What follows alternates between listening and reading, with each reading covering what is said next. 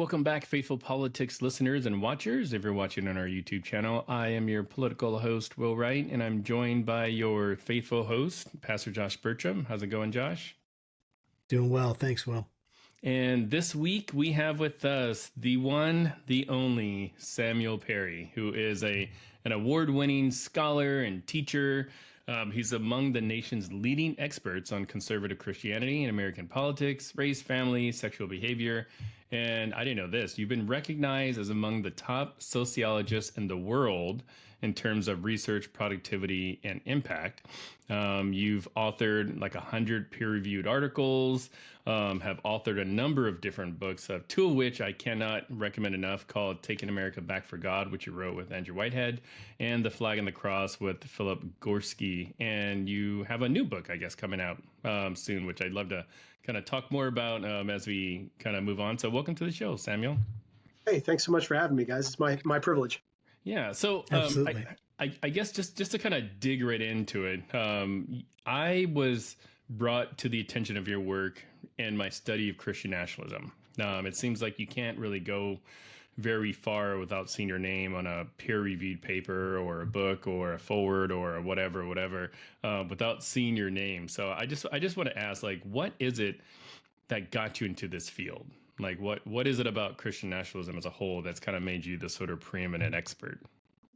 I think the thing that got me into sociology originally was I'm fascinated by the connection between Christianity and culture in the United States. So in all kinds of ways. Like, I think that since I was in college, I worked for a college ministry. I'm a Christian, and I'm very much a part of my church and my faith community. But I think I've always been fascinated by the ways that the Christian religion becomes a part of whatever culture it happens to be in, oftentimes in really imperceptible ways, to where it's difficult to disentangle what aspect of what I'm looking at here is Christianity in any kind of like core sense, and what aspect of it is like a cultural accretion from the context in which it happens to be in. So, for example, it could be, American Christianity's kind of individualism with respect to other expressions of Christianity around the world. Well, that's obviously something that's just American, right? Like, it's just a part of American independence and individualism that isn't necessarily, it isn't necessarily core to like the biblical understanding of Christianity, at least not as I understand it in the New Testament. So I'm fascinated by that. I'm fascinated by the ways I grew up in an interracial family. And so I was always fascinated with the ways that, Christian understandings of race and how Christianity has been implicated in the story of American race relations, oftentimes in really unfortunate ways. And I was just always fascinated with, like, how did that happen? How did it happen to where you have this large population of people who thought,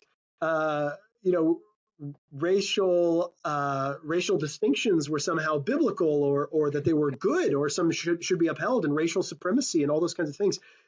I'm fascinated to where people could argue that was something that was a part of the Christian religion, that was something that they found in the Bible.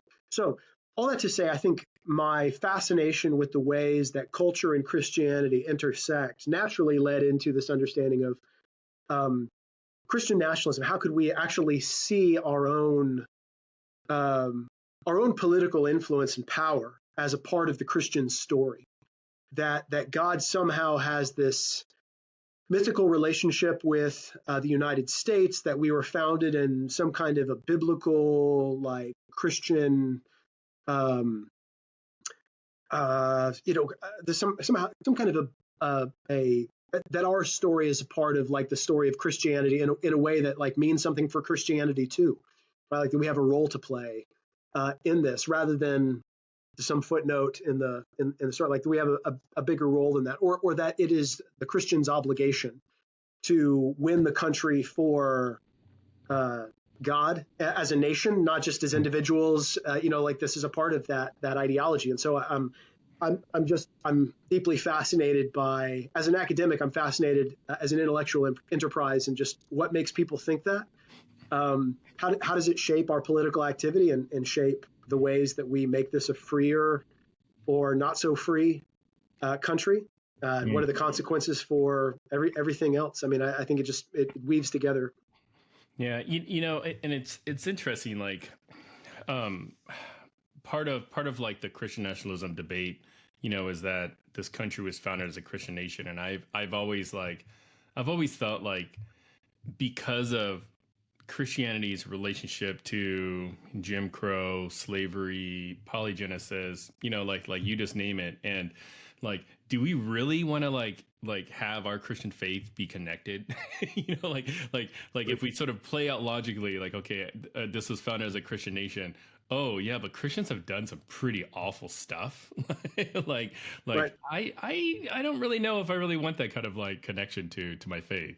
Well, and so even making that claim requires a couple of things. It requires you, one, to do some kind of a no true Scotsman thing where we just try to pretend that all those people who are a part of that, Jim Crow and slavery, weren't real Christians, which backs you into a corner because it's like, well, we're talking Jonathan Edwards wasn't a real Christian, and George Whitefield wasn't a real Christian, and basically every person in the South was not a real, like, do we really want to say that? Or and at the same time, it requires us, so that's one hand, we have to say that those people weren't real Christians. On the other end of that, we have to somehow talk about how that wasn't really that bad at all, right? Like, so maybe Christian masters were good to their slaves. Like, we have to kind of get ourselves into those conversations about like how maybe slaves liked it or something like that. And rather than just acknowledge that, like, hey, that's Christianity has had an unfortunate relationship with in a lot of unwise and tragic ways with evil powers that have been a part of that, and it's okay to recognize that, repent of it, try to correct those errors, but to try to claim that we have always and shall be this kind of shining city on a hill for Jesus is a really problematic thing. Yeah. Are you saying that Yes. like black people didn't like, you know, receive important like job vocational skills as slaves? We should be thankful, right? Yeah, it's so funny, man. It is a very difficult thing to think about the history of Christianity, the ways in which Christians have done things that we would look at today and be really appalled, and all of us kind of think rightly so. How do you handle that tension, like between taking yourself to an objective place and looking at this history of Christianity, looking at how it's been entangled in politics, essentially from the beginning of our nation, and even obviously way before that. It was always there's a sense of it being entangled, except maybe in the first couple hundred years of the Christ movement, when they were not necessarily like they didn't have the kind of power that they started to gain Right. in the Roman Empire. How do you, as a sociologist and a historian, because those skills, they have overlap there. How do you separate yourself, being on one hand a Christian and trying to look at it, understanding like, hey, these are in some sense, right, from a Christian faith, these are part of my brethren. Like, these are people that Right. I'm going to see potentially in heaven, or however that works, right? And then yet at the same time, you have to take an objective look and say, hey, like, this is unacceptable. These things that have happened, this kind of entanglement. How have you handled that tension in your studies? Yeah. So I think it on the one hand, like, and my own personal, like, I come from a Reformed tradition. And so I'm like a PCA Presbyterian, grown up in that context. And so I'm very much, and I'm a part of a loosely affiliated SBC church here in Norman, which is more Reformed Baptist. I think it's my understanding of humans, and that includes Christians, that we're just deeply broken people, right? Like, we are prone to deception, that the heart is deceitful, that we'll talk ourselves into just about anything when group pressure and identity and all of that team psychology or various kinds of things that we get swept up in can deceive us and make us think that. I don't think that's inherent to Christianity. I don't think it has to be. So, like, I'm not a part of team like religion is corrupt and always and forever part of power and that it has to be that. I think there is there is something in the Christian tradition that I think can be antithetical to that kind of claim, those kind of grabs, right? Like I think the life of Christ, I think the early church. I mean, Josh, I think you made a great point that in the early church, I was, and I see Wallace on your bookshelf behind you. I tutored for advanced Greek grammar in Wallace's Greek class at Dallas Seminary. That's awesome. I loved my experience there. But my understanding of the New Testament church was that suffering and persecution were a part of discipleship. That was a part of like what made you a Christian. As I read Irenaeus and as I read the Apostolic Fathers, I see that these people, and I read Paul, frankly, in Philippians 3, and I mean, these guys, Colossians 1, they really did think a part of the gospel message, part of gospel living was embracing suffering. That was a part of discipleship. And so the cross is a part of the Christian life.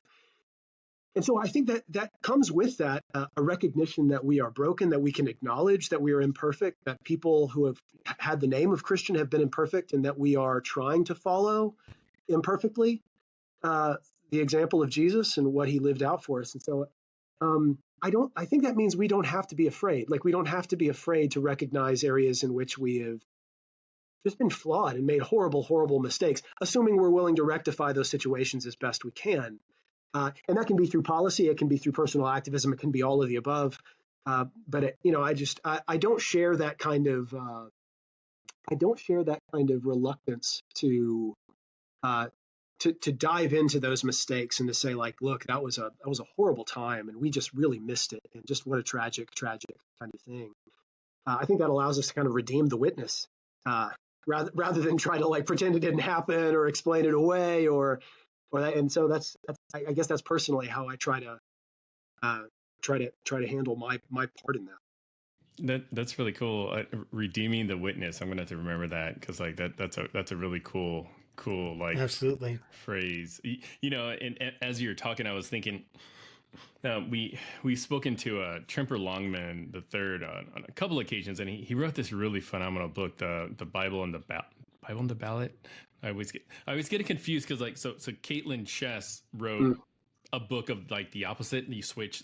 It's like the ballad and the Bible, anyways. But in Tremper's book, he wrote, he was addressing like Christian persecution, and he talks about that. He's just like, yeah, that's kind of what you sign up for, like when you're sort of signing up to be persecuted. So like going out and complaining about it really sort of like defeats the purpose of your salvation a little bit. And I just thought that was so powerful. But I want to kind of shift gears a little bit and just have you maybe define some terms that we will obviously be talking about here.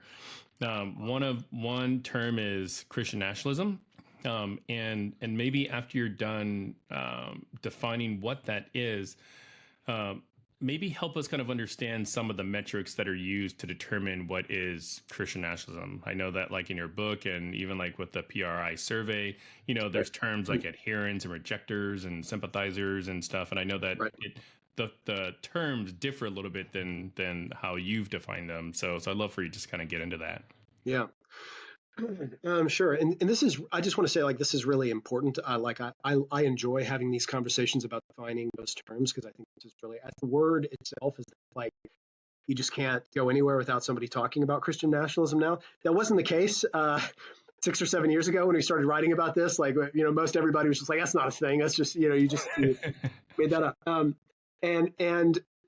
It's something that as it becomes more popular, there is a risk, a real risk, that it becomes this empty slur category that just means any person to the right of me, or anybody who's engaged in politics, any Christian, any conservative Christian, which is, if you've read the two books, you know that we've actually said from the beginning in the preface, even like that's not what we mean, that's not what we're trying to do. We've never wanted to do that. We always wanted to define our terms carefully, because we do think, like, I don't think Christian nationalism is the same as Christian patriotism. I think those are different things. I don't think Christian nationalism is the same as being a white evangelical.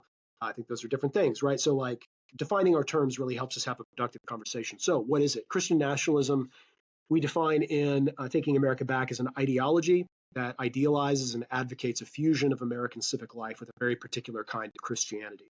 Whenever I say Christianity there, I always want to put an asterisk by Christianity, because I don't mean a fusion of American civic life with just kind of like being a disciple of Jesus, or that like you have made Jesus the Lord and Savior of your life. I mean, Christianity is culture, and really is an ethnoculture, pretty much like an Anglo. This is why we call it white Christian nationalism. I'll get into that in a second. Christian nationalism, as we usually see it, has in mind the institutionalization and preservation and basically supremacy of a very particular kind of Christianity, or an expression. And that is usually kind of indistinguishable from what we might call like conservative Anglo-Protestantism, or an Anglo-Protestant tradition. A great book by Brian Miller called The Religion of American Greatness. He goes into this kind of, I think he does a great job. It's a phenomenal book. I recommend it to everybody. And he takes Christian nationalism from a more philosophical and theological, political philosophy, and a more theological kind of understanding, rather than as a social scientist. But I think this is the understanding that the Christianity in mind is kind of an Anglo-Protestantism. It's not the Christianity of the Black Church. It's not the Christianity of Latino Roman Catholics. It's largely white evangelicalism is what we're talking about here. That is what we mean. Now, why do we call it white Christian nationalism? This is also important, because I think we have moved towards calling it that more often, because what we find, and we didn't call it that just to make it sound scary or racist. The reason we call it that is because in study after study, and we show this in the Flag and the Cross as well, we find that the more Americans, when white Americans affirm our various questions about Christian nationalism, they seem to have something completely different in mind than when, say, Black Americans do so, or Latinos. When white Americans affirm our measures of Christian nationalism, they seem to have in mind nostalgia, group boundaries, the idea that America rightfully belongs to certain people and that needs to be preserved, authoritarian forms of social control.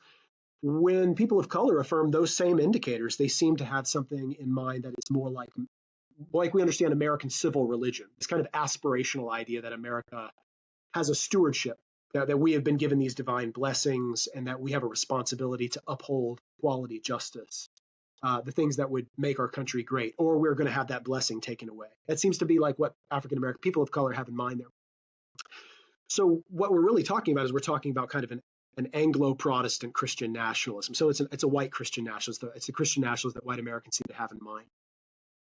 So yeah, I think that is, and in Flag and the Cross, we talk about how white Christian nationalism includes both the deep story of America's past, this kind of mythological connection that we have with the Christian God, and a vision for its future. This outlook that says America should always be distinctively Christian in this way, and therefore it's incumbent on the followers of Jesus or Christians or whoever to restore the supremacy of Christian culture. That includes both the values, but also frankly the institutional recognition, right? That let's make this formal. Let's make this something that we actually recognize both in our laws and even for some people, even the people that we elect. In very extreme forms of this, like in Stephen Wolfe's book, The Case for Christian Nationalism, he outright argues that non-Christians should not hold public office, that they will not have the same political equality that you and I have. That's extreme. I don't think that's necessarily everybody who subscribes to this thinks that. I think, but that is consistent with the logic of Christian nationalism. So that's, I think, we can talk about it that way too.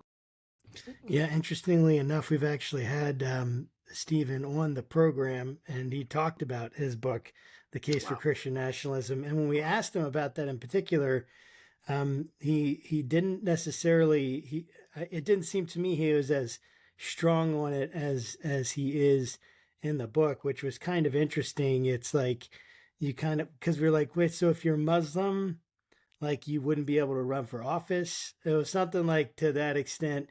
And it was like, well, not necessarily, but you couldn't do anything against like Christian, norms or anything like that. So it's funny because it's such I never even heard of this years ago, like you said, but of course this didn't just pop into existence out of nowhere. Right. This Christian nationalism, this fervor, and this combining of Christian ideals and norms with political power, especially in America. And of course, I'm thinking specifically about America. Can you trace a line like from the Declaration of Independence, or to today, and kind of hit major areas where where, to your understanding, like this, like, where did this come from? How is this here in our nation? How, like, Right. has it gone up at times, down at times? Has it always just been there under the surface, just waiting?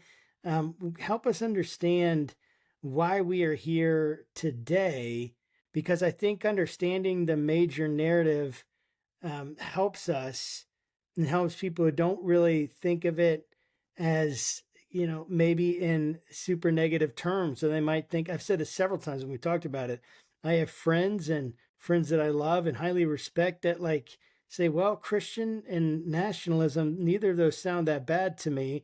I'm a Christian, I'm a patriot, and you kind of alluded to it before, but help even just like even more the finer distinctions here to help us understand why this is such a problematic thing, and Yeah. that we need to be thinking about it and talking about it and openly uh, making efforts to make sure that it doesn't grow any more than it already has.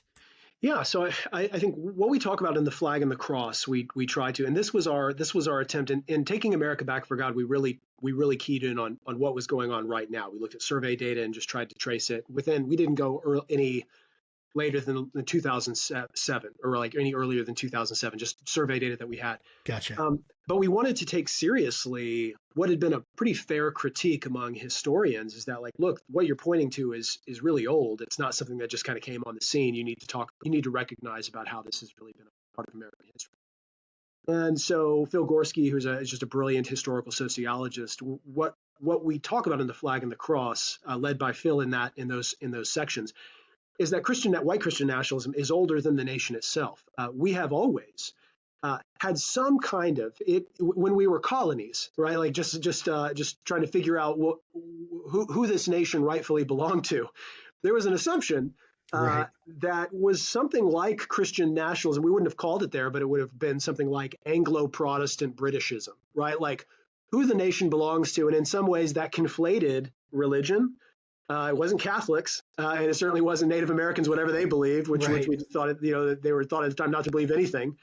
And so it would have been Protestant, it would have been Anglo. It's not the French, it's not these other people, and it would have been, or like white. It would have been like not the red American or people of color. So it would have been Anglo, it would have been Protestant, it would have been British, right? Like it's not the other nations. It belongs to us.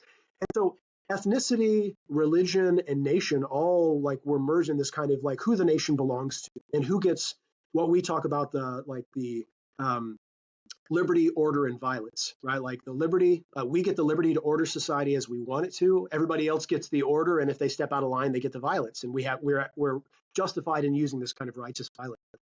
So white Christian nationalism in some form, it's changed over time because like it's always a different bad guy. And sometimes it's like the French, sometimes it's the Native Americans, sometimes it's African Americans, sometimes it's Asian Americans, right? Like it's whoever the immigrants or whoever. It's and so it has ebbed and flowed throughout Americans' history in response to perceptions of cultural and political threat. And so whenever we see this kind of a question in mind of who the nation rightfully belongs to, and that is kind of up for grabs culturally, you see white Christian nationalism and that kind of thing unite largely white Americans around who are we as a people? Who does the nation belong to? And it's a way you can circle the cultural wagons and rally people to your political, I think, influence. And so you see this you see this certainly throughout the beginning years of the American Revolution, and especially latter around, say, like the early 1800s, when we're thinking about who we are as a nation. We're developing a nationalism, a sense of who Americans are. We see it emerge during, say, right before the Civil War, when we have the emergence of like the Know Nothing Party, where the Know Nothing Party is anti-immigrant and anti-Catholic. It's very much about like, no, the real Americans are white Anglo Protestant, like it's white Protestant people who are nativists, people who are born here. We see the same responses to kind of the Catholic invasion of Italians and Irish, and as Kevin Kruse has shown in his book, Um, oh gosh, why am I blanking? This Kevin Cruz, One Nation Under God. Yeah. And in the early half of the 1900s, Kevin Cruz talks about like how another emergence of white Christian nationalism in response to communism, in response to the threat of Cold War, required this escalating sense that America is a Christian nation, that it is a capitalist nation. It is about liberty and it is about freedom for these groups of people. So I think white Christian nationalism ebbs and flows throughout America. It's always there, but it ebbs and flows and throughout history in response to perceptions of cultural and political, those who have historically held power. Now think about it in this context today. What's going on right now? Well, you've got two straight elections where you lose to Barack Obama. You've got all of this talk of ethnic transition, of demographic transition, which is real. So like we don't deny that. Like America is becoming less white. America is becoming less Christian. There are real demographic transitions that conservative Christians, especially white Americans, have to grapple with. And I think a response to that has been this idea that we should lean into national identity, ethnoculture, who America rightfully belongs to. This is ours, not theirs. And so we've actually seen this in experimental studies. Some social psychologists that I work with, Mara Alkire and Mikey Pasek, and some social psychologists around the country, they ran an experiment where they told a group of Christians they randomly assigned them to receive this kind of treatment, this exposure to this message. And they told a group of Christians that they were going to be the minorities. They reminded them that they're going to be the minorities by 2050, and some Pew study or whatever. And they found that when you told a group of Christians about their impending minority status, they responded with greater Christian nationalism and greater Trump support. And so in that study, I think they were able to show that, like, look, Christian nationalism in many ways is a response to a perceived loss, a threat of cultural and political influence that you want to fight against, right? That makes you feel uncomfortable. And so I think that's how we understand it. I think it is a very real and sincere response to the perception that something is being taken away from you. And I mean, if you read Stephen Wolf's book, it drips with that kind of understanding that this country we are losing our ethnic and religious heritage and history. This is something that we should be manly about and take back, and make sure that it can never happen. And again, I think Stephen Wolf I'm not trying to paint every person who subscribes to any form of this as Stephen Wolf. I don't think that. I think it's an extreme. But I do think it's consistent with the logic of this kind of ideology. It's just taken to the unapologetic nth degree in Stephen Wolf's work. Yeah, it's interesting. I mean, I should add, when we spoke with Stephen Wolf, I mean, super nice guy, very professional. We obviously disagree on a lot of the fundamental stuff that he had in his book, but he was nice enough to come on our show and talk to a bunch of people that disagreed with him. So, hey, kudos to him. Right. But, right. I do want to kind of, maybe circle back, and because it's sort of relevant, given just the last thing you said about, like, how do we know if somebody, is an adherent to Christian nationalism? Sure. Right. Like what are the sort of like, benchmarks that we use? Yeah. Thanks for circling back to that. I think this is where I think this is the science part of what we're doing. And when I say the science part, I just mean the science in that the ways that we try to measure things are always imperfect and developing over time. And so like this is why I like being a social scientist, is like when you do honest work, you can really just say and acknowledge that certain measures could be improved, and here's how we're trying to improve them, and here's how we're trying to zero in on the thing that we're talking about. So when we wrote the book Taking America Back for God, we used a set of questions, six item a question or a scale, and that it used how much you agree with various statements like the federal government should declare the United States a Christian nation, which is a pretty explicitly Christian nationalist statement. And other questions that were something like the federal government should advocate Christian values. We asked Americans how much they agree that the federal government should enforce a strict separation of church and state. And we reverse coded that so that the more Christian nationalist answers, you don't want a separation of church and state, in other words. And then we asked other questions like the success of the United States as part of God's plan. The federal government should allow prayer in public schools, and the federal government should allow the religious symbols in public spaces. So that was the first questionnaire that we used. And in our book, the Taking America Back for God, we divided responses into 4 categories. We had rejectors, resistors, accommodators, and ambassadors. And we really did that, honestly, we did that so that people could kind of get a handle on, rather than saying people scored a 12 on our Christian nationalism scale, we could say that these people are basically like low scoring accommodator, something like that. And we did that as a heuristic device. Like we have not ever used that in any kind of peer-reviewed papers. Like we did that for the book as a heuristic device so people could get handles on it. I think people have misunderstood that in some way as to where we there are these kind of genuine clinical concepts or categories that like I'm an ambassador or I'm an accommodator. We don't throw around those labels. I don't go around calling people that.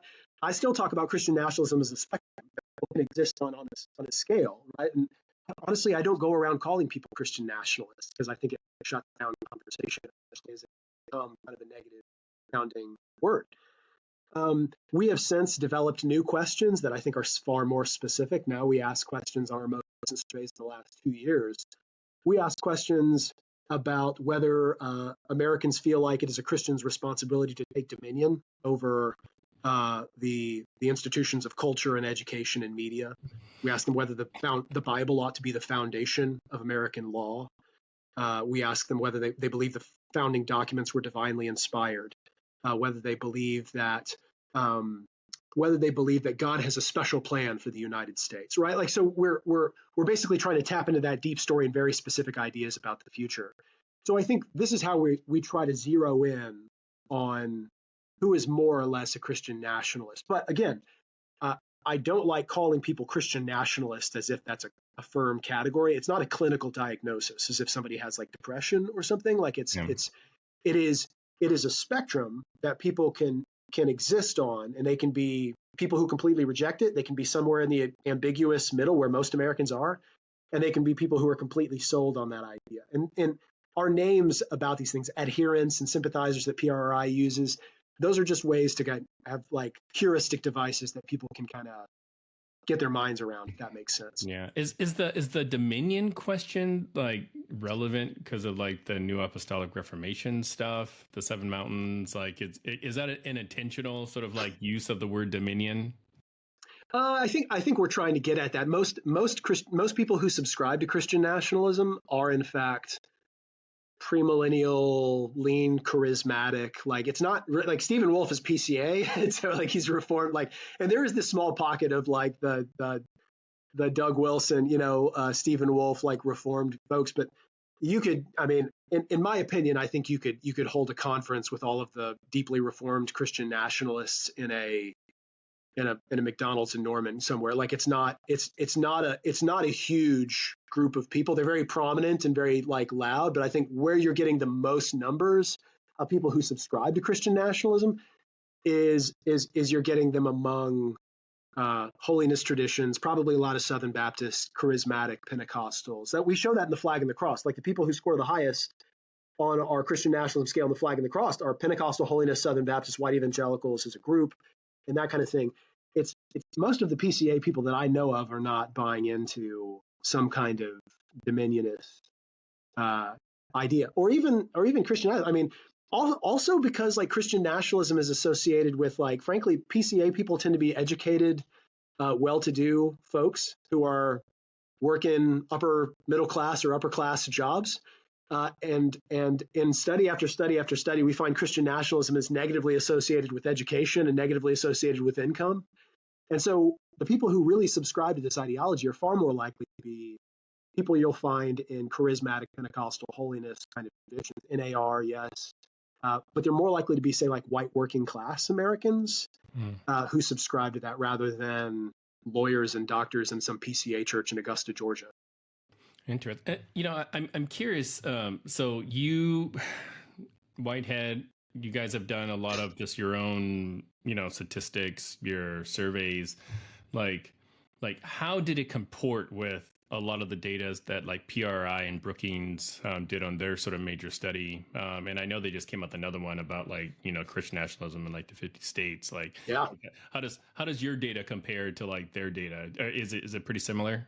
Yeah, I think it's entirely consistent. It's if you are the way you could point to inconsistencies is just simply how we categorize different groups, right? Like, and those are almost arbitrary decisions, like about where you put the cutoff is like who scores a what on which scale. I guess this is where it gets a little bit messy.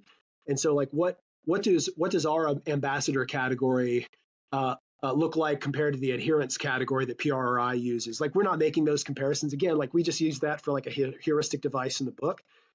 We don't want to reify that as if this kind of concept. But what you want to pay attention to, and this is what I try to tell people, what you want to pay attention to is the association. How do the things that PRI measures and Pew has measured and the Baylor Religion Survey has measured and the General Social Survey has measured, how do these things correlate to various other political attitudes and behaviors? And we find that the correlation is quite strong, right? It is very consistent. That people who subscribe to Christian nationalism, especially white Americans, whether it's in Pew, PRI, GSS, or Baylor, or whatever, they always seem to endorse more reactionary, authoritarian, boundary policing kind of us versus them ideas about politics.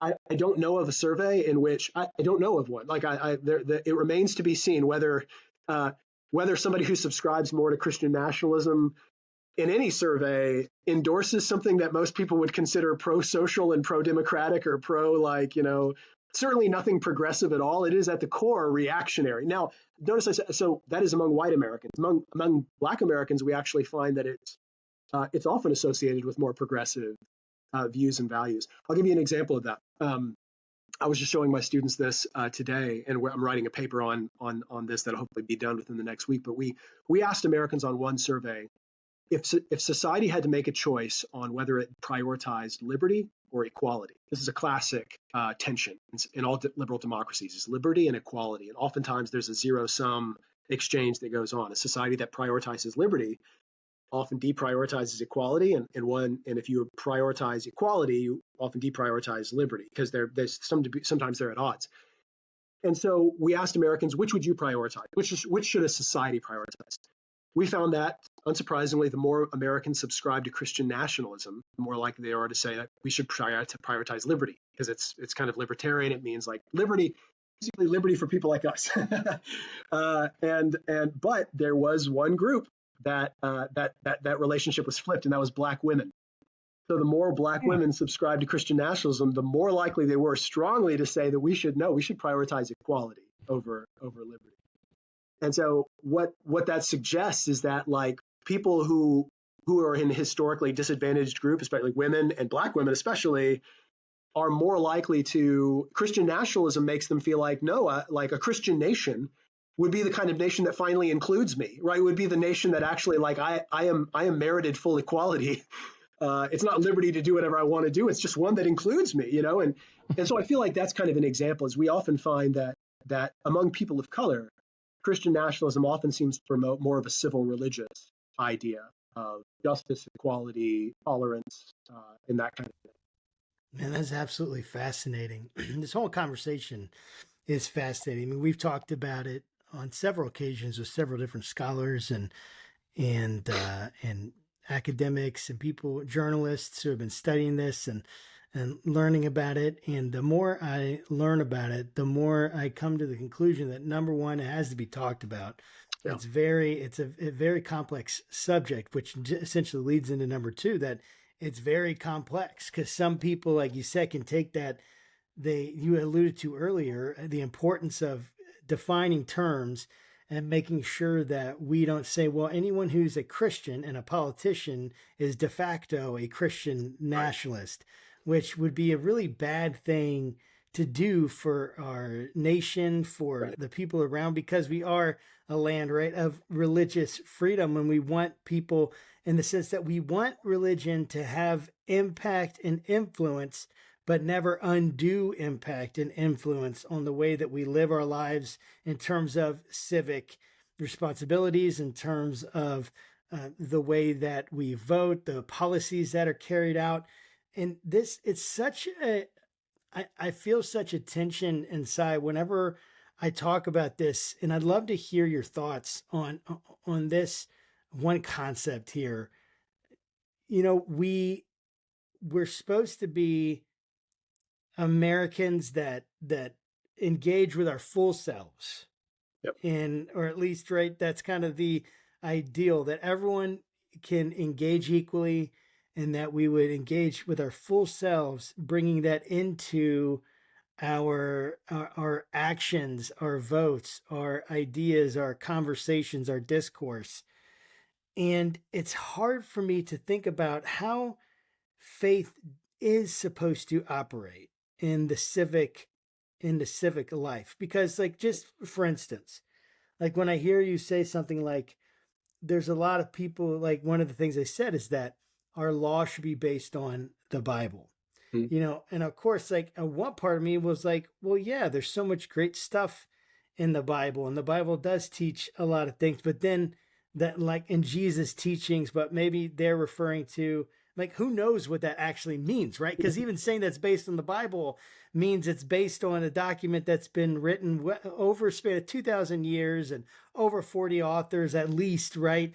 If Right. not more. And so we're finding ourselves like, wait, so which book of the Bible, which interpretation from the Bible, maybe that in part answers the question, but it's like, how do we, what is the appropriate amount? Because all laws we're trying to take, like, we make laws, uh, presumably based on some kind of moral standards, or, some kind of, even I would want to think of some kind of objective morality, in the sense that we have laws that are going to apply to everyone. We would hope that as best as they can, they should be based in some kind of objective reality about how life works and what's appropriate or inappropriate. And it's hard for me to imagine how to separate those things from our religious views when they're so deeply held. And it's not as if I want a Christian, like, I don't want a law system based off the Old Testament. That would be a very scary thing to live in right now for us. I don't want that. And yet at the same time, I'm like, where are we getting these, like, the moral basis and foundation for these laws? And I'm not asking you to comment on the legality, like, outside of your expertise or anything, that you're comfortable with, but where do you find the balance in bringing our full selves to our civic duties and responsibilities, even elected officers, right? We would, what if we said, well, we don't want anyone who's, we can only elect non-religious people, well, I don't know how, like, Oh, of that course, just seems like it would cut the other way yeah. just as much. So how do you kind of feel like the appropriate amount of integration between someone's religious beliefs, which are the core, Yeah. some of the most deeply held beliefs they have, Right. and interacting with a very diverse society?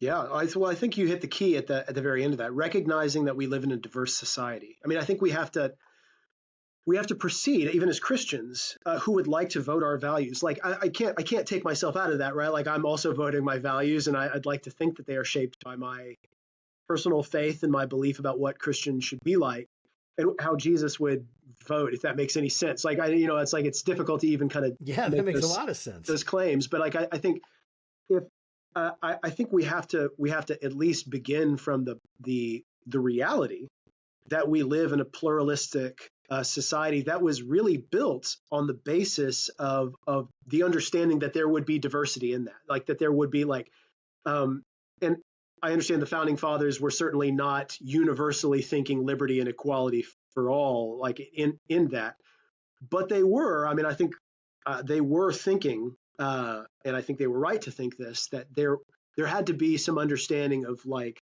at the national level, at the local level, there had to be understanding for the rule of law and equality, legal equality, for people who disagreed with one another. And so, as a Christian, I think those creeds, those national creeds, are actually really good things, and they allow us to live together with one another.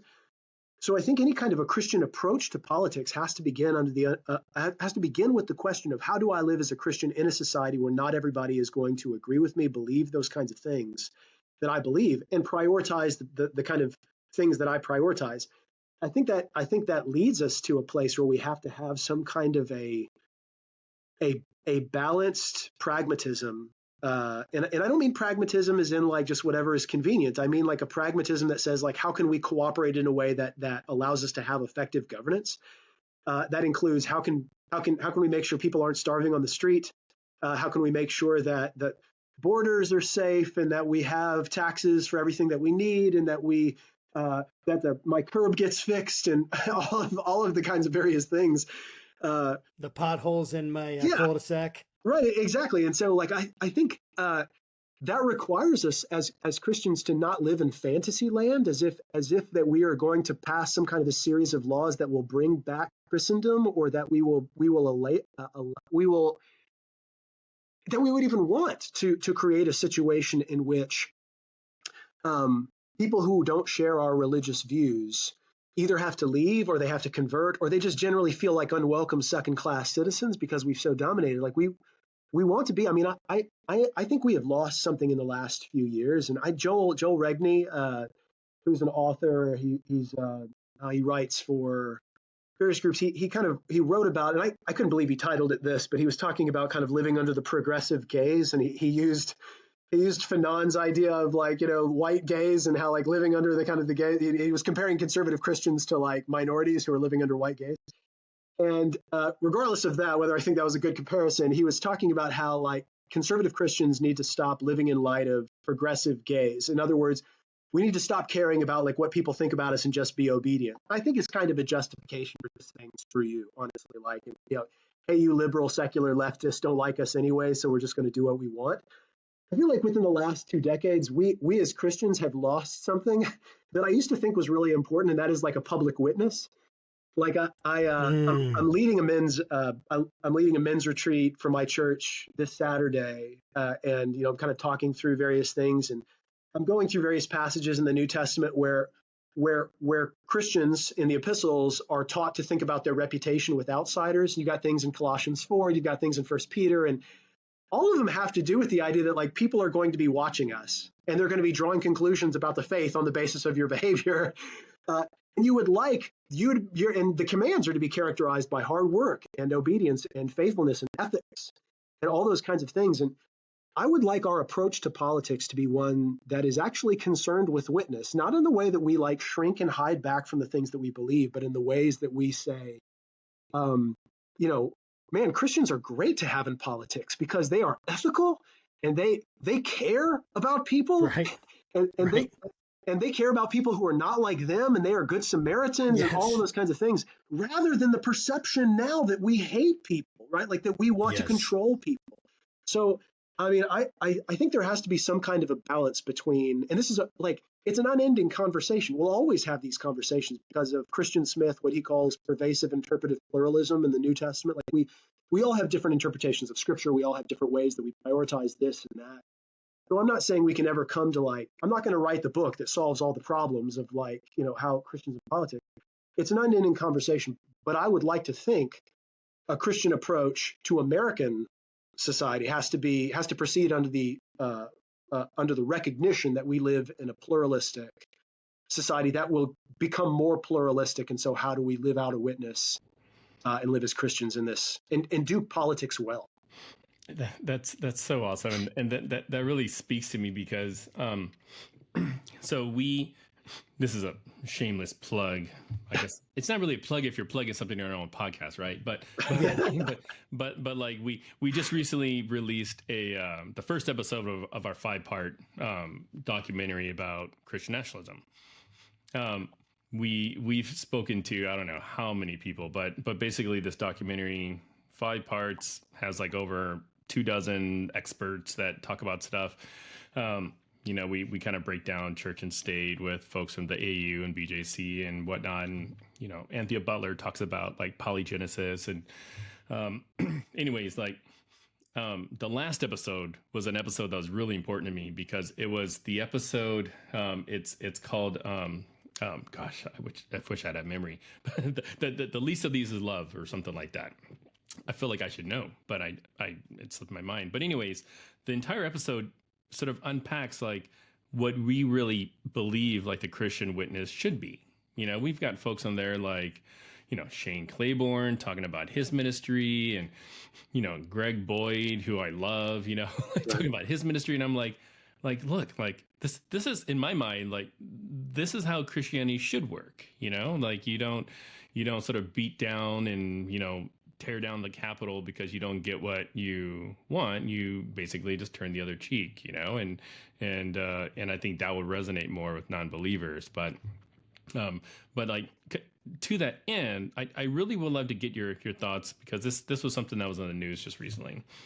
A political reporter, Heidi, I'm not even going to try to pronounce her last name, said something on MSNBC that really seemed to get a lot of people kind of up in arms. I don't want to necessarily try to butcher the quote exactly, but she made some comparison about Christian nationalisms believe that their rights come from like God.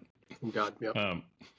I don't want to necessarily kind of parse kind of what she said, but what I'd rather hear is like, how should like journalists really be covering this space? Because, there are good journalists that cover this, Brian Kaler, Catherine Stewart, Jenny Cohn, like these are, a lot of independent journalists that do really good work, and I read all their stuff. But like when you start getting sort of these more mainstream journalists and they're talking about something like how should they be talking about Christian nationalism? Yeah, I think it has to be done with a lot of caution. I think like that was kind of an off the cuff statement. In my understanding, and I'm just trying to be generous in the way she said that. I think I don't think it was a very good statement. I think it whether it was in context or out of context, I think I'm not sure how even in context would have made a lot of sense, and people really came after. I do think a lot of the motivation to come after her for that was, at least from the right, as I could perceive it, was just kind of like a look. And every time somebody talks about Christian nationalism, it's just that unfair. It's just like that. And so whenever Perry does it or whoever, it's all just kind of like that. Everybody's a Christian nationalist. So in order to kind of dismiss it as like, hey, this is a nonsense thing, which I think is also unfair. So how should journalists cover it? I think it has to be done with a lot of caution.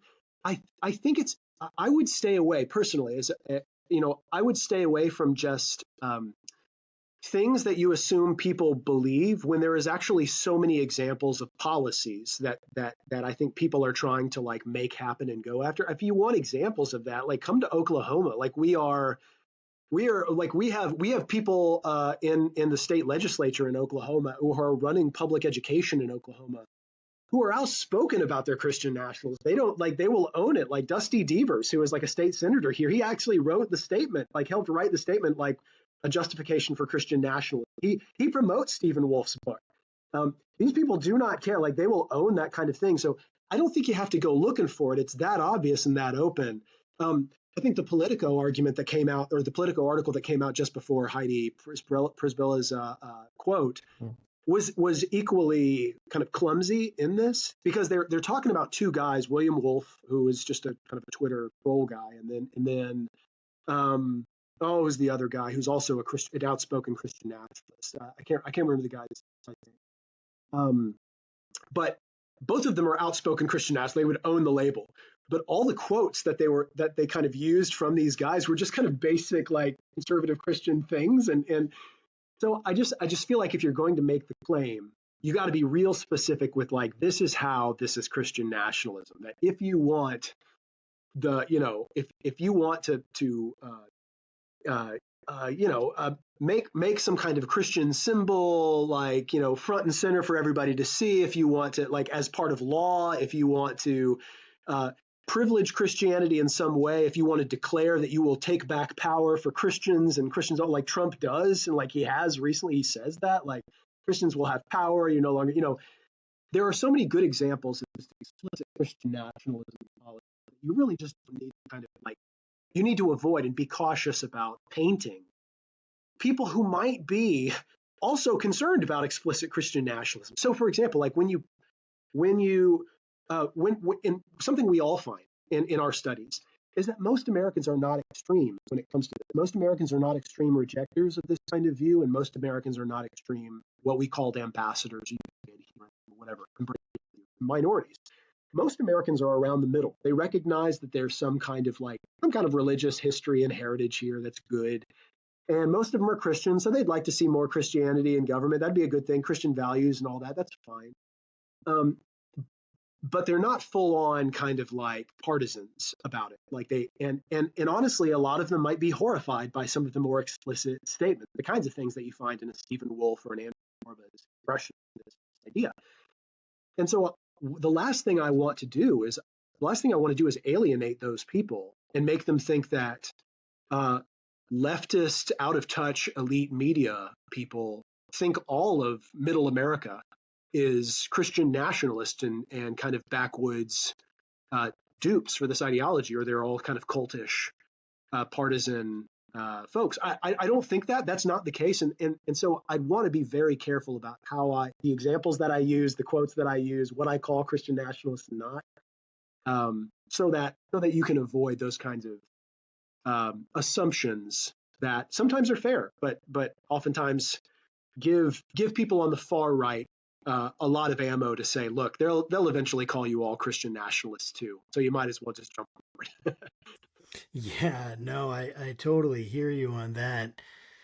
So what is your hope and what are your biggest concerns? This is my second to last question. The last question will be a quick kind of practical question about how people can find your stuff and things like that.